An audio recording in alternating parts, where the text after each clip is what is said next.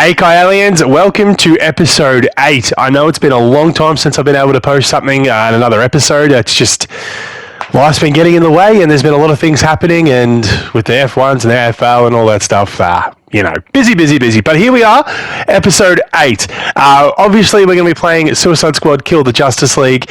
And look, I've been really looking forward to this one. It's another DC game. Again, massive DC fan. Look, what other side? Anyway, massive DC fan.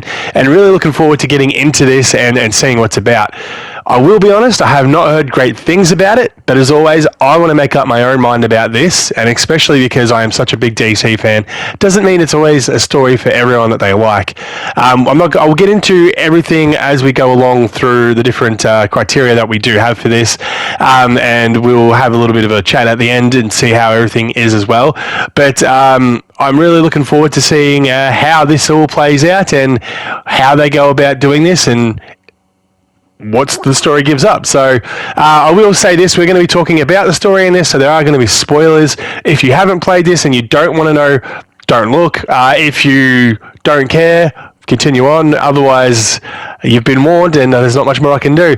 Alright guys, so we are now going to get straight into the next part of this and into the actual review. So here we go. Alright, so our first part here is what I think is pretty important. It's gameplay, as it is important for everything. I didn't actually mind too much the gameplay here. The way the characters moved and everything was pretty cool. You do get a chance to try them all out at the start of the game. They do that stupid fucking thing where they go, back, 24 hours ago or something like that, which was really annoying, but, it gives you a chance to play with all the characters at their full potential. My favourite one that I played with was, and as you can see there, is Harkness, Captain Boomerang, for those who don't know his actual name. He was a lot of fun. The Speed Force thing was really cool. He didn't actually have the Speed Force. It was like a limited version of someone else's tech that he stole from the Hall of Justice, which is really cool. And I found that I really liked playing with him more than most of them. He had some cool attacks, and I just found that I didn't want to play with anyone else. He was more interesting, and I actually really liked how he went around. Plus, maybe a little bit biased. He is Australian, so what I mean. Like, I would love to see something done really well with him, but that is what it is. As you can see there, like, you do your combos and everything like that, and you get different things depending on what you're doing. The thing I didn't like was, as you saw, that it had like that jackpot thing. I mean, I would have, considering what Batman Arkham, all the Batman Arkhams and stuff were like, why they went for something so ridiculous. Like, Batman, yes, I get it, it's a fictional thing, but at least there was a little bit of realism to it.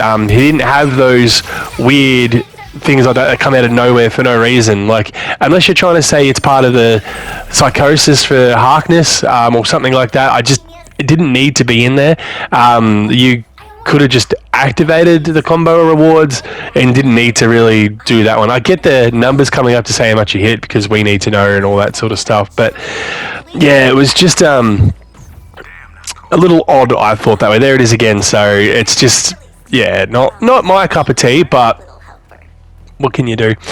Also, coming into the gameplay sort of stuff, I didn't mind that you could switch between characters if you wanted to. That was a big plus. The customization, I don't feel like there was enough customization in there. There was a few things that you had to get as you were going through and getting the Riddler challenges. Yes, the Riddler's back in this one. And yeah, I mean, I haven't finished it completely yet. I'm still going to go through it and probably get all those and see if we do fight the Riddler or anything like that, or if he gets brought over to our side. I mean, is that something that they're going to do and bring the Riddler in as a playable character in one of the episodes? But he'd be from our universe, not from other universes. And sorry, that's getting into the story, which we're not right up to just at the moment. But yeah, getting the shield generators and doing all those sort of things was cool. The thing that got me, and it felt very much like DC Universe Online, is that once you finish the story, you were grinding through the same missions and doing the same stuff, and it was kind of got a little bit boring in that aspect. And you'd go and do the same things, and you know what I mean. Like, I mean, I get it. You can't always do different parts and pieces to it, but it just it just dragged, and I have stopped playing that because of that reason. It just was getting harder and harder to continue to do it. I mean, I would have liked to have seen some maybe different things to do. I get that there's no storyline really at the moment, so that's why you're not really doing that. But, I mean, you can see the mission we're doing now, you do that again 100 times, you do the other ones 100 times. It's just, I would have liked there to have been another way to do it, but I get it, it's a game and this is how you grind and stuff, so. Yes, well that was gameplay. For that, I'm going to give it I gave it a 6 out of 10. So, getting into the story, as you can see here, we've got this thing here, which explains how Batman comes back into it. He died after the end of Arkham Knight, and then it kind of felt like a very Palpatine sort of movie where they've just gone, no, he returned from the dead. He faked his own death and he returned. Cool. Like, yeah, just... I didn't like that. I didn't like it at all. What was the point of his death? Like, I get that comic book characters don't stay dead, but like they had the perfect opportunity to maybe do a Batman Beyond game, but no. They just decided to bring him back and stick him into the Justice League. And I'll get into everything else with that a bit later, because I don't understand why he's even in here or anything like that. So, I didn't mind some of the interactions between the Suicide Squad and all the other background characters that were there. It was cool. They were good in their characters themselves, and I did like them. Waller was awesome. I did like her. I do like the character who plays Waller as well, the actual person. I'm glad that she was in it. But it was really cool, and I thoroughly enjoyed Waller's performance in this. She was a great character to have in the story. So after you finish the main story here, so you killed Brainiac in your universe. So then all of a sudden you've got 13 different Brainiacs to go, and you've got to go kill them. I mean, we're only up to episode 3, I think it is. So, you know, we're not quite there yet. They're going to bring them all out, I guess, in stages, which is all right. I get that. That's cool. I don't mind. What gets me is the fact that you're not even in that universe. You are in your universe, you go through a rip, and then that's it. Why can't we travel to that universe, stay there, and see what Metropolis was like from all of those different things? But I digress. It's a wish. I guess it's easier for the developers not to do that, because there's not as much fucking shit you need to do to, you know, redo the whole model that you've already got. I get that's probably a cost-saving thing, but at the same time, like... You've spent the money on it, you've got the characters, DC are letting you do this, you might as well actually get it going and do it, I'd say properly, but yeah. I mean, I do like that you do get to go into the different universes and stuff like that. That was cool. I'm a big fan of parallel universes, the multiverse theory, time travel and all that. Not that time travel is in this yet. I do have a few theories on the story as it's going forward, which I'll get to at the end of this whole thing, because I don't really want to, I guess, go through it now on the story part of this. I will give my rating for this. So for the story, because it was another Brainiac thing. So if you really want to go through this, we've got DC Universe Online used Brainiac as their catalyst to get the whole thing started. Then you've also got Injustice 2. It's another Brainiac thing where he comes in and then we're fighting him, and why Batman and Superman get back together, and why Superman's out of jail and all that sort of stuff as well. Then you want to look at Superman Unbound. That's a Brainiac one as well. And now I get he's a pretty big threat, but we use him so much. We have other things out there. You've got Mogul. You had Darkseid, who could have come into this one. He's not really been used in any of the stories yet or anything like that. You've also got well, you could have had Zod for a start as part of something as well. You know, he's come back somehow. Explain it better than that. Not a Palpatine fucking moment again. And, well, Lex was even one. You could have had Lex having something started. You know, like, there's so many more things you could have done. Doomsday was in there. We haven't had a game where we had to fight Doomsday. I mean, Injustice, sure, but not in the same sort of wavelength. You've got to kill the Justice League. Perfect opportunity for Suicide Squad to have been able to have Darkseid on there, and they were the reason that they were trying to get rid of Superman, all the rest of them for whatever, and now they've got to take on Doomsday. And then, you know, so you could have gone on from there, but we went Brainiac. We went Brainiac again. So,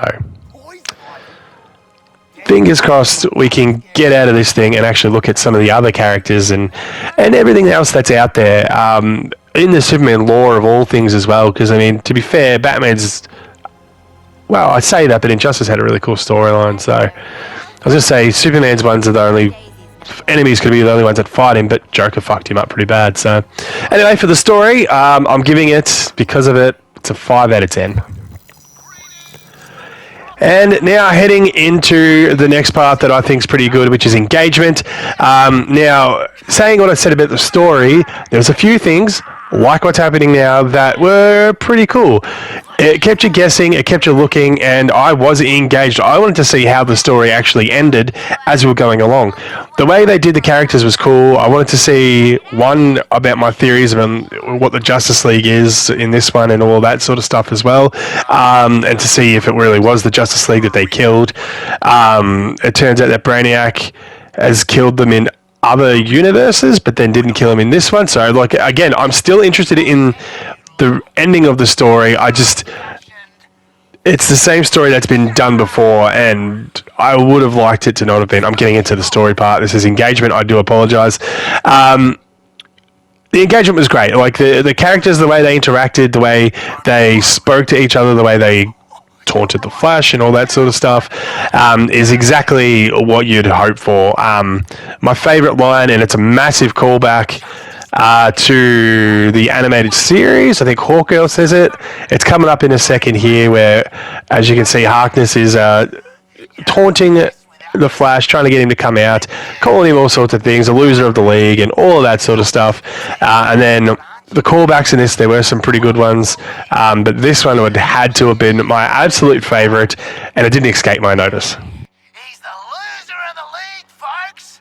The fastest man alive, according to all these girlfriends. It's the Flash. That's my favourite line. Now, Hawkgirl said something very similar to him to the Flash in the animated series as well. So it was a slight little joke that adults are supposed to get, and it was good that they've done it there. There were other bits and pieces through this that I can't quite remember at the moment. I wish I'd have wrote them down that alluded to other different games and stuff like that, which I did like. The other thing that was really cool that kept me going, and this is more in the environment stage now, was Batman watching you. So as you can see here, Batman had a look. Sorry, just before we get further into this, for engagement, I was going to give it a 8 out of 10. I was engaged for that one, so I will give that. For the environment here, where you were looking around and seeing different things and seeing Batman watching you as you're going around, that was a cool little touch. And I thought that it was inspired. That was actually a pretty good choice to have actually done. The other thing for the environment was that unfortunately, yes, you saw the destruction and everything like that, which was cool, but there was you couldn't use the environment to destroy your enemies, and that's a bit of a miss for me always. I always feel like you should be able to do that, because especially in this where everything's destroyed, why can't we be throwing them into buildings or grabbing bricks and smash them on enemies on the head, or whatever we needed to do to actually get that. So for engagement, I know it's only a short little segment for this one, but for engagement, I'm going to give that would be probably a 4 out of 10 as well. Not engagement, sorry, environment, a 4 out of 10. No, sorry, I'm gonna scale that back. I'm going to give it a 7 out of 10.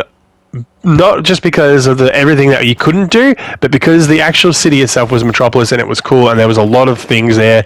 There was Oliver Queen's building, there was Lex Luthor's, there's a lot of stuff that were in there that you could actually have a look at. So no, I do apologize. A 7 out of 10.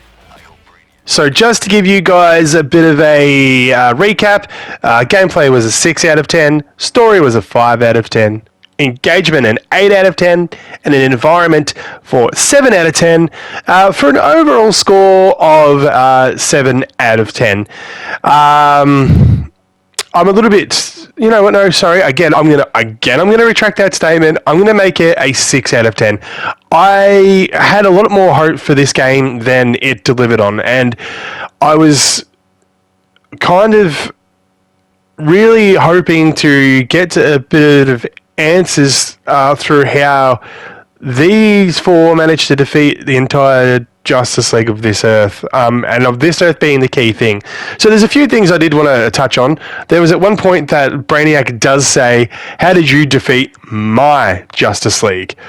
So I'm skeptical on the fact that the Justice League of that world is actually dead. Now, I didn't think that they were the real ones for a bit, but I think that he's probably cloned them and he's got the real ones still hidden away on his ship. I think that'd be a pretty cool way to do it because, I mean, I can't see the Justice League just ending. That being said, on other worlds, they are dead. So, but then why introduce Superman and Wonder Woman and all that into, well, Wonder Woman was, yeah, well, if you know what happened to Wonder Woman, maybe I'm wrong, but I just can't see them having the end of this being like the Justice League barely show up and then you kill them all off. So, I mean, it does work in with the DCU, the new DCU and all that sort of stuff, and they're bringing in games and doing all that sort of stuff, but I didn't like that you were able to beat Superman so easily with bullets. I get that they were golden kryptonite bullets, but really, like, it's just the only way people seem to be able to do anything against him is just to get kryptonite and fight him. So that's one thing. I don't think the Justice League are actually gone.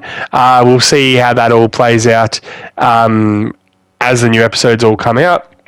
The other thing that I wanted to talk about was I've gone blank on it. There was something else that I really wanted to say. Oh, the multiverse sort of side of things is a cool touch, and I do like that. I wish it could play on all the other Earths and not just go through a breach, go into like a new server and then do that stuff and then come back. It was kind of annoying, to be honest. So we'll see how that one all plays out, and I wonder what the finale of the whole thing will look like. I do like that they're bringing in new characters, though, to be able to play. So all in all, a little bit disappointed with this game. I was hoping there was going to be a bit more and a better explanation as to why Batman came back, but apparently we're just allowing writers to just be like, and he just faked his own death and then he came back. Like, I mean, I get we all probably knew he faked his death, but I was hoping for a Batman Beyond game. That would have been fairly bloody cool. All right, guys, thank you very much for joining us today. Hopefully you agree with some of the things I said. If you don't, please let me know in the comments below. I would love some communication and interaction with this one. I hope I've articulated what I did and didn't like about this game well. If not, please let me know again. Any feedback's going to be great. I need to know how to make this better for everyone, me, you, and whoever's watching. So thank you very much for everyone, and I'm looking forward to episode 9 whenever that drops, so keep an eye out. Make sure that you follow us. Actually, I'm not even going to say that. Have a look at this next part. It's going to tell you everything, and that's the end of it. I'm going to sign off here, guys, and I will talk at you later. And now for those housekeeping matters. Follow me on Instagram, TikTok, and subscribe to my YouTube channel. All those links can be found in my bio. And at the bottom of the screen is my website. Go and check that out. There's a few different bits and pieces on there that I think you'd really enjoy. So make sure you head over and have a look.